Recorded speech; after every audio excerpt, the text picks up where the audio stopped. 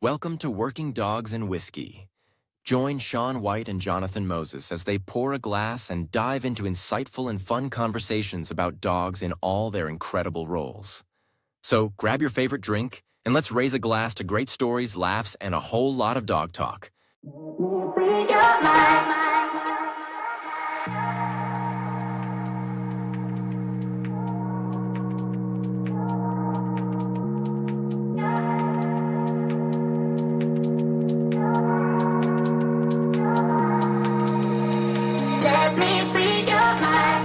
All right, welcome back to another episode of Working Dog and Whiskey. I'm sitting here with my co-host, Jonathan Moses. How you been doing, man? Be good. Busy but good, man. Busy is good, as we've been talking for the last couple of months. I know we went on a quick hiatus. It was a strategic hiatus, but yeah, now you're finally, you graduated the sheriff's department, right? Yeah, the Criminal Justice Academy for South Carolina this past Friday, a week ago, almost a week ago. Yeah, I've already on. All right. Well, you're here in front of us, so things are going good enough, we'll say. Yeah, they're going, learning. That's all you can do, man. Just keep your head on the swivel and be safe out there, dude. That's pretty much it. Yeah, so with that being said, I know you're kind of crushed for time because you got to be up at 3 in the morning? Yeah, you gotta be ready to roll at 3:30. So we'll go ahead, we'll jump straight into it. That way we're not wasting too much of your time, and I'm pretty sure the audience would appreciate the less banter about our personal lives. So picking up from, I believe it was episode 19, or at least, yeah, episode 19.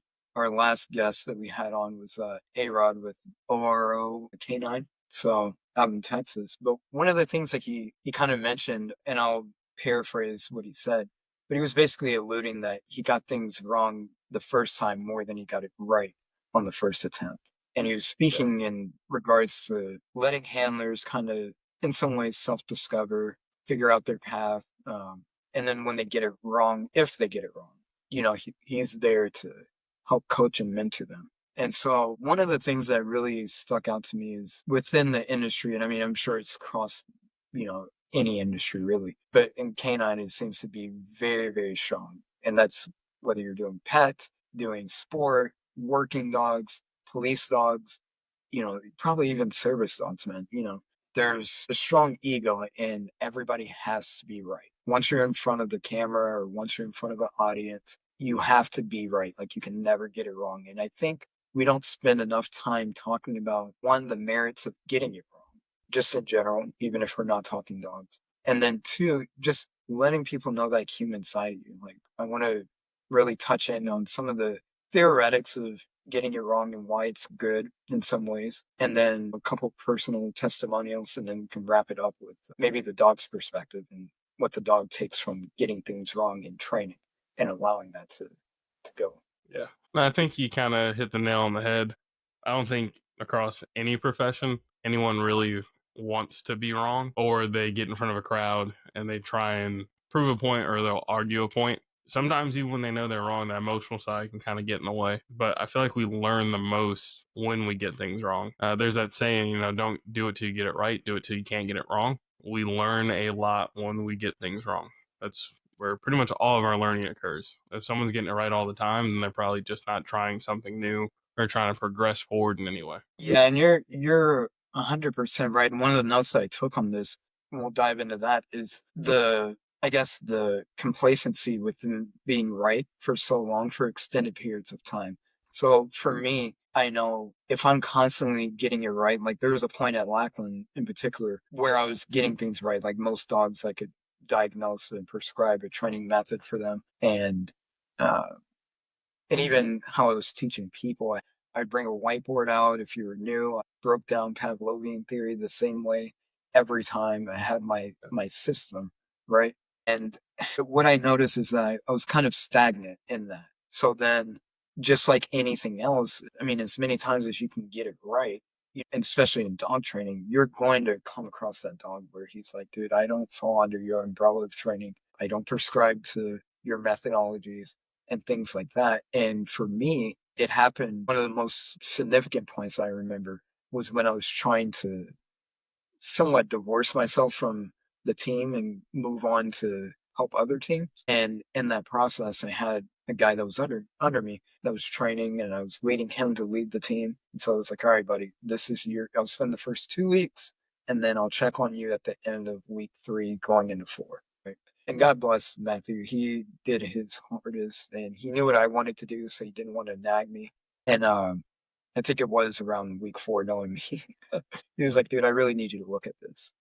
I looked at all the dogs on that trailer. It was just one by one out of 18 dogs. It was just god awful. Like, from their motivation, their sensitivity to any type of pressure, spatial pressure or social pressures, things like that. They were just crumbling left and right, and they barely wanted their rewards. And I just remember looking at Matthew, and I was like, I apologize. This is not the trailer for me to step away from. But so in that capacity, yes, I was wrong for prematurely assuming that trailer was going to be successful. And like, their dogs I was with on the first 2 weeks, it looks all right. Overly ambitious to do something a little bit better or promote myself to other people. And it was just not the trailer to walk away from. But going back to what you said, that was the trailer where I learned a lot of the methodologies that I've adopted now. As far as being patient with dogs was number one. There is no rushing that. You had to go step by step with all these dogs. And the other part of it was just genuine understanding on how to communicate. Because before, not that I was super compulsive back then, but the corrections, I had one dog, Uda. You tapped her on the choke chain, and she literally fainted. Like, she would just drop. And it's like, how do you combat that? And so that's why I had to step out of my comfort zone and be less stagnant and really outsource how I was going to train that. And just so we leave no stones unturned, I did combat that specific dog and that behavior with basically a little bit of what would be knee popo now, I guess, which was just light taps on the choke chain, and then pairing it with the yes and pairing it with toy, and the interaction and the play and everything. Everything meant something for these dogs. That all stemmed from getting it wrong and just assuming that everything would be fine, and turned out to be actually statistically our best trailer. But there is a lot of cohesion that brought in within the struggle. Learn lessons right there. And those are the dogs that'll make Yeah. you good. The ones that you got to get creative. When they fall outside your system, a dog will teach you how much you don't know or how much there is to still learn. Because all of a sudden you're like, oh, that is not normal. Like, you may be able to get away with a system, and not you in general, just everyone I do it. Percent of the time, you can kind of get away with a system of training, and then you find that outlier, and you're like, well, what do I do for this? The most recent pet dog I had, actually, they were both here almost the same time, a week apart from each other. 2 hardest pet dogs ever had to train. A cockapoo named Amitabha, which you remember him. He comes back and he boards periodically, but the most difficult dog. Just severe resource guarding. He had terrible anxiety, and he was a fear biter on top of it. And he fell so far outside my system of training, like just his combination of traits, that I was wrong about how to go about that. Like, it took a complete just reinventing what I was doing. And then that Great Dane, Brutus was like suicidal. Like, he didn't want to be here. He had zero motivation to live away from his family. With his family, great dog, highly motivated. Like, all his confidence came from them. You pull him away from that family and he crumbled. So again, those dogs make you get creative. Like I said, everything has to get paired with a reward at that point. And you have to try and make all these little things that you would think would be like innate positive experiences and change the dog's perspective. And I've been in situations like you're talking about where you're like, hey, I need to distance myself. I'm trying to learn, grow. And I definitely think that's a good thing to do. I feel like a lot of times, if you're the best person in your training group, you need to get away, go check out some different training. And I'm not saying leave, right? Like, stay gone, but just go see what else is out there. Go find some trainers better than yourself and kind of get some motivation for, hey, I still have a lot more to learn. These things can be better. They can be more fine tuned. And it just kind of re-energizes you. Because if you're stuck in that same group and you're progressing and maybe that mindset to move forward isn't there, or it's not accepted well, then you do become stagnant. You start to say, well, I feel like it's when you kind of hit that rut. You say, well, it's just training, or it's just this, or it's not going to change, or it's only going to be this good. Just take a step back, go to a seminar, workshop, go find a club, who's doing some high level stuff. And I feel like it kind of gives you new insight into what can be done and what goals you can achieve with your dog and with your training. But I definitely been there where I stepped away and had to go find some new stuff and just see what was out there, because you will fall into the same pattern of the same things. And it's not what dog training is about. We should constantly be learning, improving, wanting to see what's next. And I feel like you only really become irrelevant in dog training when you stop trying to learn and move forward. No, 100%. And one of the things I was saying about as you were talking is you're saying venture out and go learn from essentially other people, and whether it's seminar, the buddy across the street, or you got all types of platforms through social media that you can communicate with others. I know we've referenced it in the past, but you reached out to, I mean, all the way to what, the Netherlands over with Yeah. Natalie. Yeah. So Is that where she's at? Holland yeah, or Netherlands? Sweden. Sweden. Yep, Yeah. Sweden.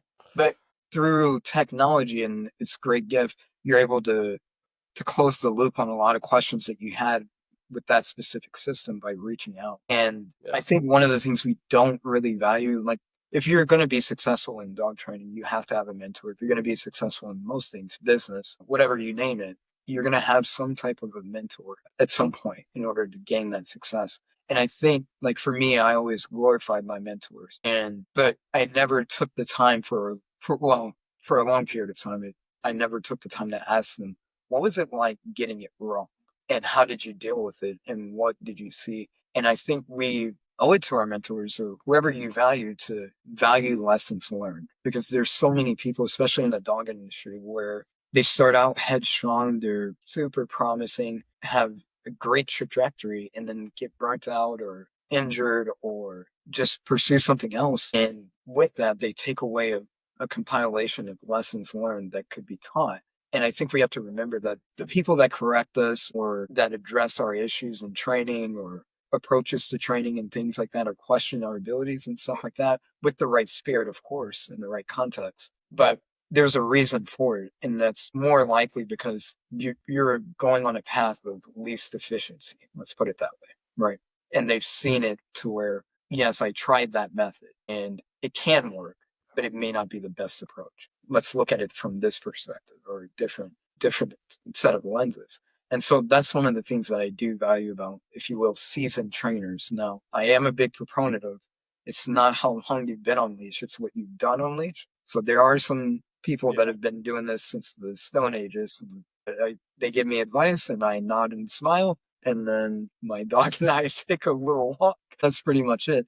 But there's other individuals that I've gotten to be around where I'm actually able to feed off of what they're saying and appreciate them going out. No, dude, that's gonna cost you in the end and save me that expense.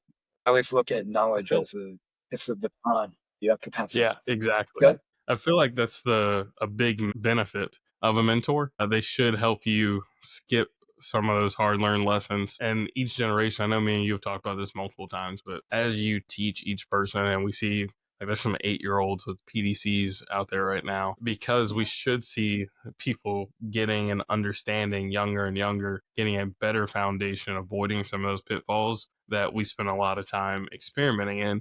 Not because you don't want people to experiment and kind of venture and see what's out there, but because you should be able to explain. If you're a good teacher, you should be able to explain, hey, here's why we shouldn't do these things, or it doesn't apply in this situation.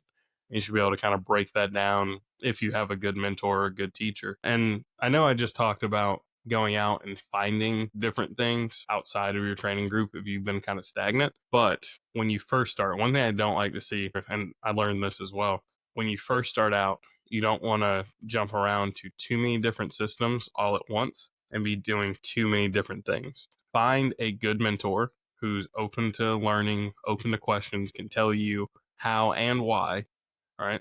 And make sure it's backed. An actual reason, not an emotional reasoning behind why this is happening or why this dog is doing this thing. But find a good mentor, see a system through, know that system start to finish, perfect what you can, and learn within that system. And then at that point, if you're stagnant within your group or you feel like, hey, I've kind of plateaued and reached this level, now go out and start to kind of pick up some different things, figure out who you can learn from, different events, and so on. So a good mentor is fantastic. They should be able to walk you through some foundational skills and a system to start with, and then you should be able to make it your own. I know that's something I really look for, is who can give me some good skills, and then how can I apply what I know to it and then learn from it. If you come across a mentor who's like, hey, nope, there's nothing else out there, don't ask anybody else, don't go to this place, avoid that stuff, that doesn't work, and they can't give you a reason, it's a red flag.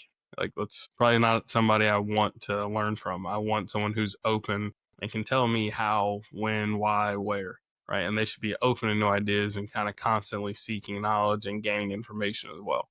You should be a perpetual student. Yeah, 100%. And that's, I think Pat Nolan put it pretty good as far as when it comes to dog training. And he was basically saying, if paraphrasing again, but if dog training was perfect, nobody would be able to do it. And I think we missed the mark on that one, is understanding that part of the journey is getting it wrong. And yes, we try to mitigate that out of respect to the dog and the detriment of the dog, but we want to make sure that lessons learned are actually learned. And so, and then it's just not going to be perfect. Like the way I trained to sit in 2014 is way different than what I would do now. And you have to be, I wouldn't say aware when you make those mistakes. I think that is probably one of the worst mistakes in dog training, is if you mess something up, but you're unaware. And when I say unaware, that's multifaceted in my opinion. There's a cognizant. I'm not going to acknowledge that I was wrong because I'm in front of a certain crowd, or I'm in front of a certain audience, or whatever the case may be, or because the camera's on me, or just even if I'm by myself, I just don't want to accept a different alternative. And that's a very distinct and cognitive thing to say, hey, I just don't consciously choose not to be aware that I'm wrong. And then there's the subconscious, where you just don't want to accept advice, right? Or you're not open to criticism, and you just kind of flow through your system because it does work in the end, and you don't really care about efficiency. And so there's degrees to that, to me, that correspond with you're putting a glass ceiling on your learning capacity, if you will. And that's something that I think I've been struggling with over the years, because again, it's not that I'm a God's gift to the dog industry, but I found several systems that typically work for a host of different dogs and different behavioral issues to different disciplines, whether we're talking detection, basic obedience, reactivity, aggression, and things like that, on leash, off leash. I have a pretty strong foundational system to approach most dogs, but by no means am I rejecting anybody's input. There's a lot of input that I'll receive at Blackland when I'm training dogs or working there, because you're always in front of somebody. And to me, there's a difference between accepting or questioning and having a conversation, like a genuine conversation, and then defending, outright defensive of what you're doing. And so my thing now currently is, if you're going to question what I'm doing, prepare to have a conversation. So the only thing. It's not a tit for tat. I'm heavily invested in what I'm doing, or what can I do better, should I say. Yeah. You said something there that really jumped out to me, because a lot of people do a lot of things wrong, whether it's intentional, unintentional, or they're not aware of it, or they choose not to change it. And a common response is, well, my system works, right? One of the things I feel like in dog training, you can make a lot of things look good up front and cut some corners. So you can cut some corners pretty drastically and get away with a lot of it when you're asking for very simple things, right? And with pet dogs, it happens a lot. I do it. A lot of trainers do it. I don't train. I got a bulldog in here right now. We're about to work place and down and all that. I've got him for 2 weeks, and he's going to learn sit down, come heel, stay place. I would consider it cutting corners, because if this was my own personal dog and I had to teach those 5 things, I would spend a year teaching them. I'm still teaching these things to my dog, and I've had them for longer than a year. But we learn how to kind of make do with very simple things, and we can make it kind of black and white to the dog and kind of cut some corners. The more complex the task, the more we start to ask from the dog, especially as a dog, either it just has to do something multifaceted, or if it's a dog who's just not genetically there, like it's got a lot of genetic deficiencies, you will see training start to fall apart because now it's more complex. We have to look at it and like a layered approach. So yes, your system may work, but how in depth are you going with that system? How far can you go with that system, and how quickly can you get there? Like we talk about the purely positive trainers all the time. It can work if I've got 6 months to a year, maybe, on certain things, some of these behavioral cases or some of these more extreme cases, or I couldn't imagine trying to do some of this bite work and control and obedience purely positive. It take a lifetime, and as people, we have timelines we have to achieve. There's just outside pressures. Time is a big pressure, but you can say your system works, but I challenge you to look at your system and say, okay, but am I doing it in a efficient time? Like you were saying, could it be faster? Could I do this better? Or if you're competing in sport, you start looking at some higher levels, or you start messing with police dogs and you say, okay, my dog can perform great in this setting, right? But now I want to add in different markers to make things clearer, or I want to do it around this level of distraction. Well, if I cut corners, didn't have different markers, or I didn't condition my markers properly, and then I try and go to the next thing, that's one less piece of information I have to give my dog as things continually get more chaotic. So again, you can use pressure, you can cut some training or kind of not do as many reps as maybe you should have. And you may see results in simple settings or things that aren't too challenging, or when they're very when you can kind of cue it a lot. A lot of people cue a lot of things. Like a lot of dogs look great on the end of a leash, but when I need that dog to do it 20 yards out, things start to fall apart. So you can kind of cheat some stuff, all right? But as you start to increase the difficulty, what does that training look like? And you'll start to see all the cracks in that foundation, because people didn't want to get it wrong. They didn't want to have to go back and say, well, maybe I should spend more time on this or do X, Y, Z. And it's just something I've kind of noticed. Everyone wants to say it works, but how well does it work and to what level does it work? Yeah.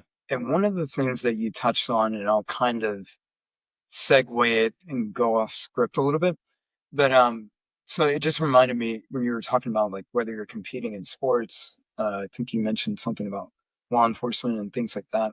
So I remember starting out in the military, and like it was always that you subscribe to one camp or the other. Sport military, we were the cream of the crop, self-proclaimed, and then you work with PDs, they think they're the cream of the crop. TF thinks they are, Border Patrol, give another agency, and then all the agencies would sit at the table and say, yeah, sport dogs are not it. That's yes, child's play. They have little play dogs, if you will, for lack of better words. I was trying to not be too vulgar, but just recalling conversations. But yes, so sports trainers were not. They didn't hold a lot of weight, and it's kind of weird because now going to 2025, the gears are slowly shifting, whether we really pay attention to it or not. So, like in Mondio Ring, for example, that's a sport that I subscribe to now currently and work with the club. But some of the rudimentary components of Mondio Ring came, I want to say, they employed it in, I want to say, Belgium or one of those in Belgium, but they used the same training methodologies for the sport. They used it for their military dogs and police dogs, right? And they had great control over those dogs and everything and all those things. Well, now we're starting to see a little bit more of that here stateside, the way that laws are changing, and within canine at least, where you and I were just talking about it probably earlier in the week, where dude, they're going to start hiring sport trainers. Because if you're telling me, like in California, a dog has to be off a bite within 30 seconds, well, what agency is really training it out that clean? Very few far in between. And let's condense it down to California. How many departments in California are able to really get that skill down? But then you have Michael Ellis that's sitting in California, that easy day. He's done it 1,000 Boom. times or Yeah. plus. That wouldn't be, yeah, exactly. Like that's not a problem for him. Right. But what I'm getting at is well before I got into dogs, but everybody was accusing the other of being wrong, right? We all had our methodologies, but now in the interest of wanting to be right, whether it's doctrine that's governing you to outsource or go out and learn, or just self-interest and just looking at your dog and just saying, I want better for it. Whatever the driving motivator that kind of, tips the scale a little bit, but we're outsourcing and going to those same people that we accused of, not knowing anything. So, but I like it because one of the notes I had written was being wrong is the vehicle to innovation, right? A lot of things that we enjoy today were because something failed along that process numerous times. And now we get to enjoy technology. How we're talking to each other right now. I'm in Texas, you're in South Carolina, and we're having a live conversation because somebody wanted to figure out how to make this work with the satellite and things that my dog handler brain will never know. But the point is that the more we try to accuse and find fault in somebody or anything like that and just say, oh, point the finger. And it's like, dude, you're just distancing yourself from being better. It's ultimately what you're doing. 100%. It's failure is where all the learning is done. Things I get wrong are 100% where I come back and learn the most. I know how to move forward. It gives you direction. Like if you're lost in the woods, they tell you to just start walking. You're either going to know the right way or one of the wrong ways. So you have to kind of go through that process of elimination and learn. I think even Yeah. we look at the dogs, like Um, we look at negative. mm, Go ahead. no, you're good. You're good. So we look at the dogs and we kind of look at like negative punishment where we get the dogs to really think about, okay, why didn't I get what I wanted? Why didn't they succeed? And they do think about it. They learn. They say, okay, how do I access what I want? And that comes through failure. They didn't get what they wanted. And they say, how do I prevent that from happening the next time? And they learn through failure just like we do. Yeah, 100%. And that's, I was just about to suggest that we shift gears into kind of the dog's perception of getting it wrong and what the value is in that. And you touched it right on point with, I'm trying to stay away from the terms, but yeah, since you brought it up, that the use of negative punishment, uh, the dog would inherently have to get it wrong in order to figure out what is right. And what that really means is if I take a dog and I say, hey, looking at me is good, looking at me is good, looking at me is good, and it pays and it, gets reinforced positively. At some point, I'm going to have to escalate my criteria in training because unless my only objective is to get him to look at me, but even still, within that criteria in and of itself, the behavior of just looking at me, we would have to incorporate some duration. In order to get duration, we would have to deny the dog reward in order to get that. And sometimes that's all dog dependent. And sometimes that goes a little bit smoother. Sometimes dogs accept it a little bit better. And you don't see, let's say, the ugliness of the dog getting frantic and looking away. Maybe it just stares at you and waits because it believes and your timing is just perfect. That's in a perfect world. But usually what that looks like is what I just listed. The dog, you withhold reward, the dog kind of gets a little frantic, and then now you have to, and then once it falls back in line with the correct or the desired behavior, we reward it, and now we can add duration within the behavior. But a big strong point in that criteria is the dog getting it wrong and then understanding that's not beneficial for me. These set of things are beneficial. And one of the things I'm working on when we're talking about control versus drive is part of that is communication and understanding that the dog is going to get it wrong. And it's not necessarily the dog saying F you or throwing middle fingers up to you. A lot of it is either the dog A believes that it is doing the right thing, or B, it's actively trying to figure out what the right thing is, depending on the stage of training you're in. But I think that's a big part too, as far as if we're putting it back in the umbrella of being wrong, our perception of what the dog's true intentions are, we're often pretty wrong. And that's one of the things that kind of strikes a chord in me is we mislabel dogs. We say that, oh, they're stubborn, they're dumb, or the classic, he knows it. And it's like, dude, if he knew there's only two forms of that we're going to work through, or two systems that we're going to operate within, it's positive reinforcement, or let's just say punishment, right? Because he technically knows it. So if he knows that if I don't comply, at the end of that is punishment, but if I do, potential for reward, but he chooses punishment, that's not him saying that he wants punishment. And I have a whole explanation on why dogs quote unquote fight and everything. That's a subject for something else.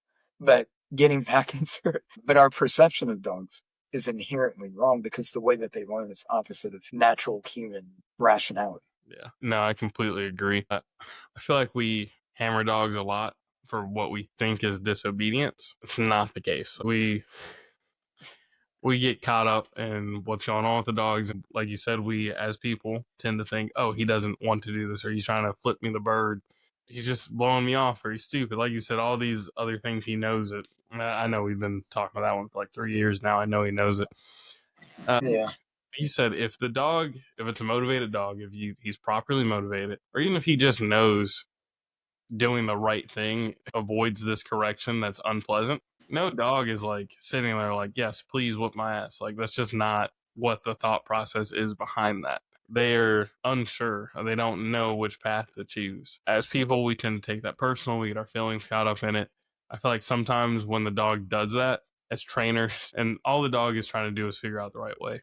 But as trainers, I feel like we let that attack our personal pride and ego sometimes. It's almost, if the dog can't figure it out, then it just means your training wasn't clear. But no one wants to come to that conclusion right away. They immediately want to point at the dog and immediately place blame. And now they need to layer in a correction or say, okay, hey, I'm going to make you understand what's happening here. And more often than not, you're just shutting the dog down, or you're eliminating the dog, you're stopping the dog or eliminating the dog from wanting to try new things. And it's usually a recipe for disaster. Yeah, that's the thing too. Like when we look at, I think we spend a lot of time, or I'll speak on my just personal experience, in the operational world, and a lot of it is spent trying to avoid scenarios where the dog would probably get it wrong. So, and I'll just throw some basic examples. Like, I don't want to put this training aid at this depth or this height because doctrine says that's the limit is only 6 feet, 3 feet deep. And that's not an actual number. I'm just making it up. But, we don't want to go past that threshold because I don't want, that's not what's within writing. And then the other part is, I know my dog won't hit it. And I'm like, well, then this would be the time to address that. Not when, you think if you're looking for narcotics, you think the cartel care. They're like, what did they say? 6 feet, 3 feet deep? Okay. Make sure we stay here. Yeah. Let's get them a fighting chance, boys. We're good to go. It's like, dude, that's a ridiculous theory. But the point, getting back to home base, is that I'd rather see my dog get it wrong in training. Now we compile everything that we've talked about in the episode. All right. If the dog got it wrong in training and I'm unable to address it in that scenario, let's go back to the drawing board. Let's figure out. And then if I can't get it on my own and the company that I'm surrounded with, okay, now let's outsource. But I think there's a different frame of mind that goes in to looking at being wrong in dog training. And it does stab at the ego. I mean, don't get me wrong, I'm susceptible to it too. And it does hurt when you do get it wrong, especially if it's not planned or predicted that or expected that the dog would mess it up. But the biggest thing is that when the dog gets it wrong, that invokes curiosity for me. And I think that's really the nature of why I stay in it. I don't like to see it often. That would be Yeah. but it's the one dog on the trailer. It's the one pet dog that I get, or it's the one whatever service dog that can't figure out how to flip the light on and off or whatever. Just whatever the case may be, that's what keeps me in it. It's not the dogs that get it right all the time. I'm like, dude, that's great. Boring. Yeah, now we're a factory for sure. We're just producing and now I'm looking at other things, monetary gain and all this stuff, or some type of self-promotion on what I can do.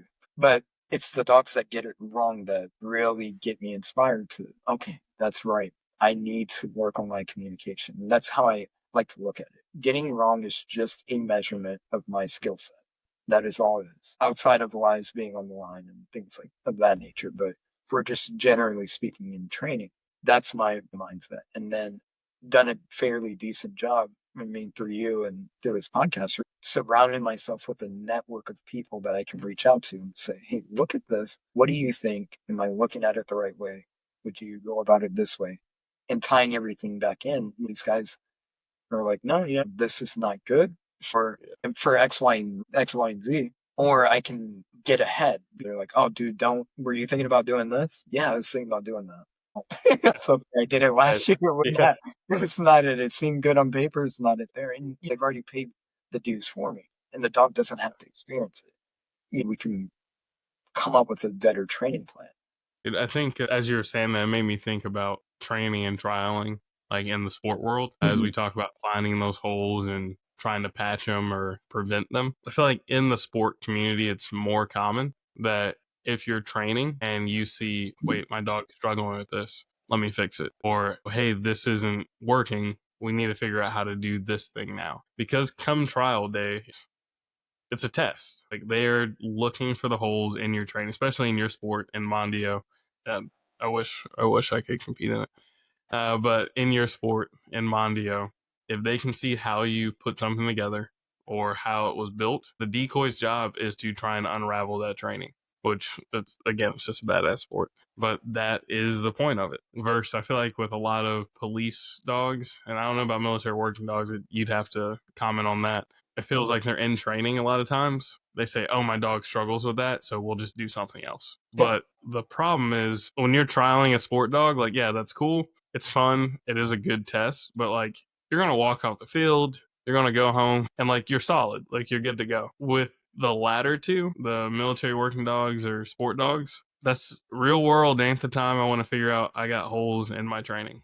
Like, that's a hefty price you're gambling with right there. So if I see those holes, I feel like it's more common in the sport community for people to say, hey, let's fix that. Let's train it.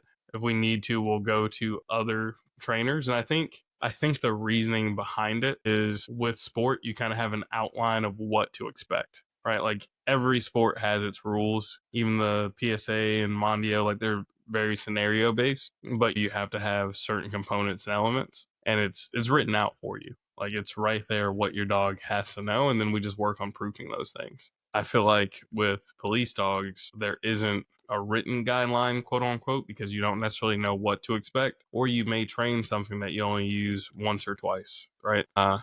And because of that, I feel like they avoid a lot of stuff. They don't necessarily have a structured plan or approach, which is why I think sport training is kind of, those worlds are starting to intermingle a little bit more because they're generalizing and proofing. Even though they have that written guideline, they're just proofing everything to the best of their ability.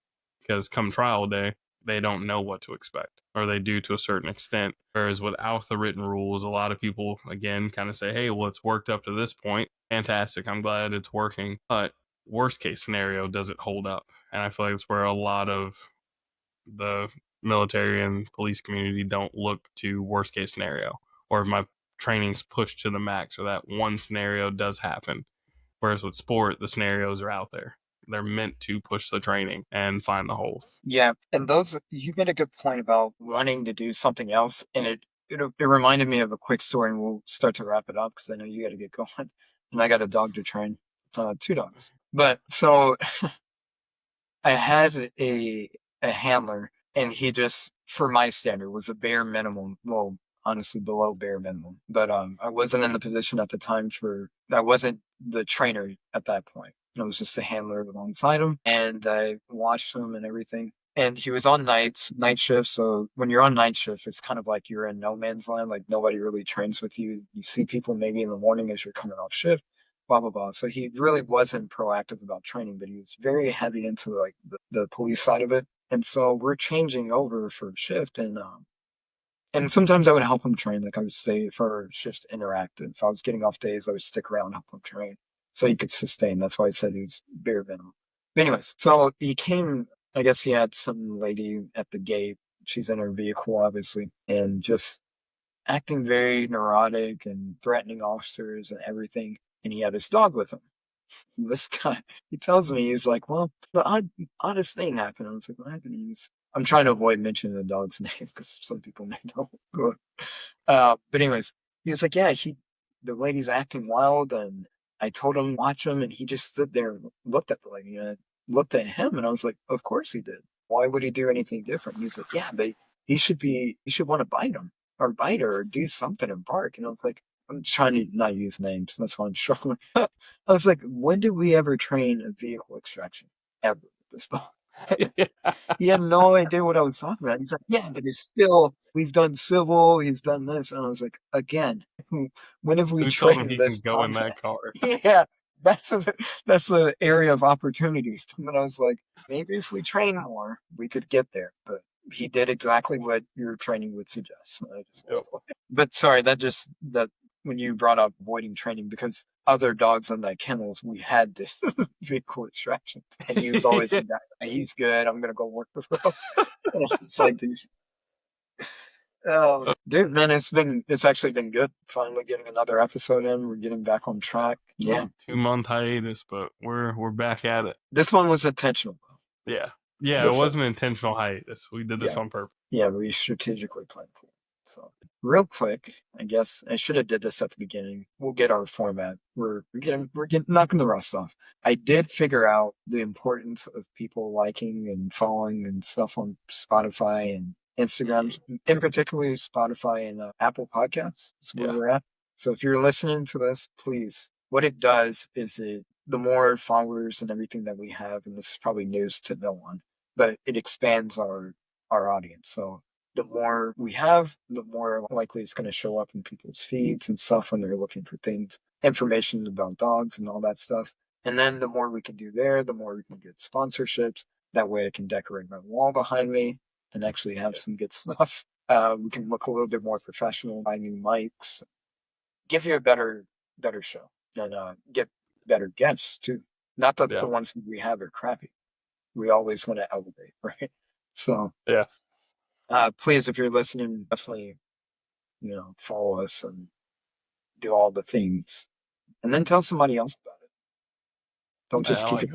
Yeah. Tell somebody else. I know we're gonna try, and we've been talking about it. We're putting a plan together right now to get some more training material that people can actually implement. So when we're talking about some of the stuff on the show, whether it's written or video format, putting some stuff out on the different channels and pages. That way people can go back and put it to use or have like a guide to follow with some of the training stuff we're talking about. So the goal here is to build a community and help different trainers succeed. So you'll be seeing a lot more of that stuff. So please share, put the information out there, and we'll try and help everybody out. Yeah. Also, I guess we should add where you can find us. We'll start with the Working Dog and Whiskey stuff.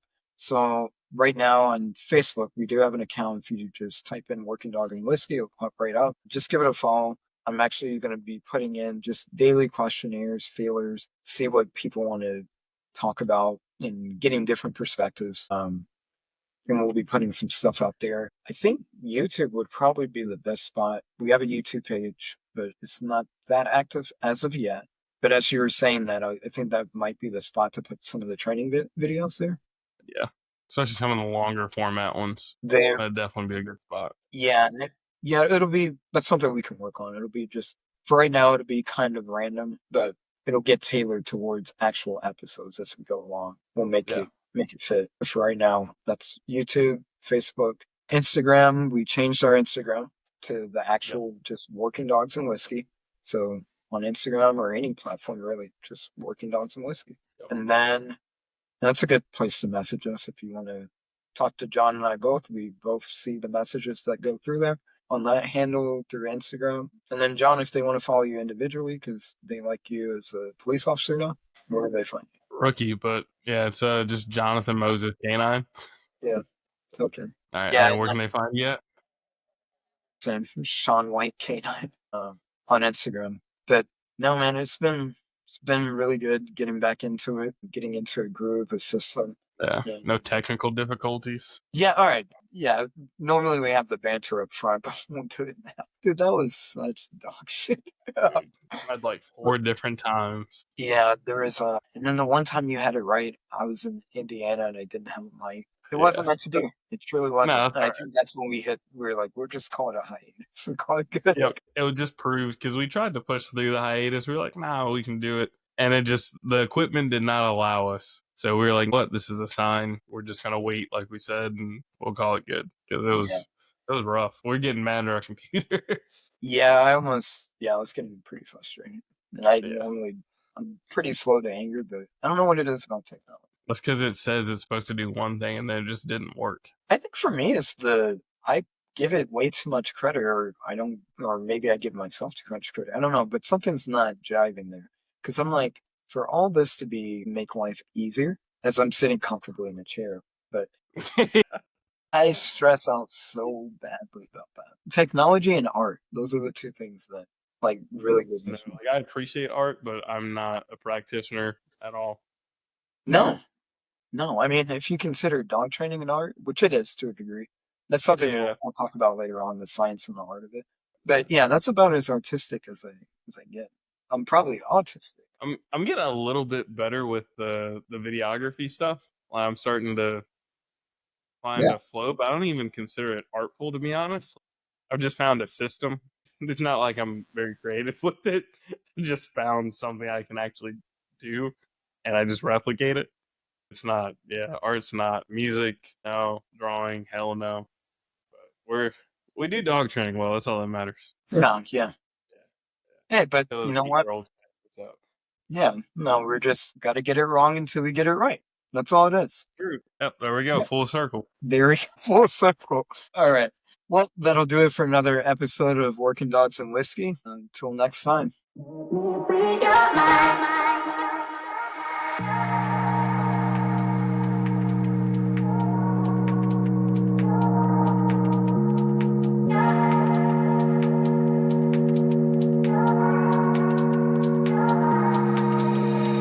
Let me free.